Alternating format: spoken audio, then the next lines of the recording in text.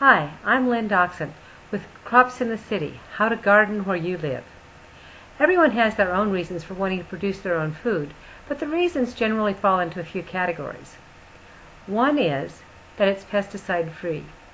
By eating food grown in your own backyard, you know what chemicals, what fertilizers, what pesticides, what hormones went into the production of that food.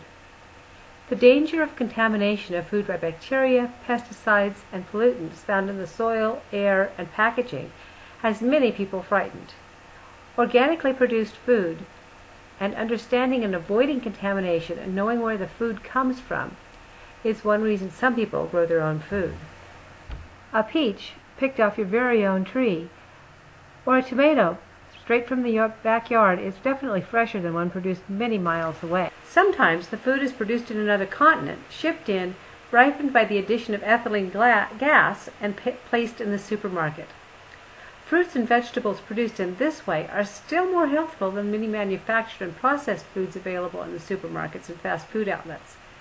But the nutritional content of fruits and vegetables doesn't fully develop until the fruit's ripe, and it does degrade over time.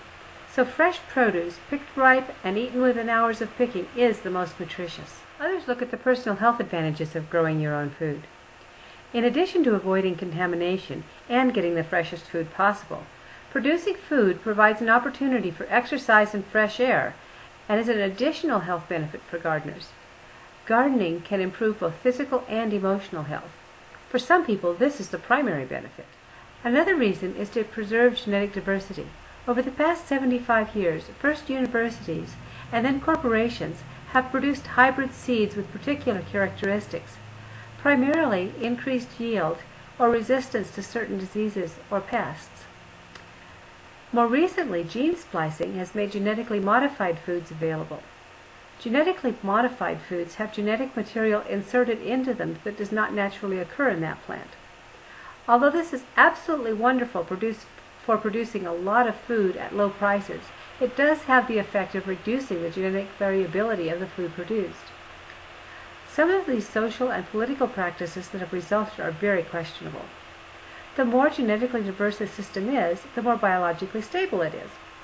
Using heirloom and open pollinated seeds is one way that backyard gardeners can ensure that genetic diversity is maintained and the food system is kept stable.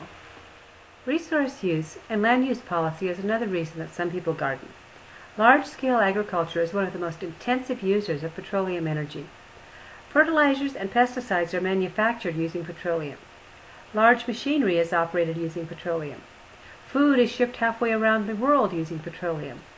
Food is processed and delivered using petroleum.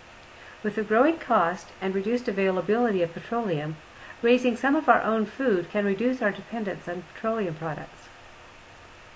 And finally, some people garden because of economics. Because of increased yield and ease of shipping, the relative cost of most foods has decreased in the last century. But recent price increases due to the use of petroleum in the production industry and the economic downturn have made good food increasingly difficult for many people to buy. Growing a garden can be an economical way to get the fruit and vegetables that you need in your diet.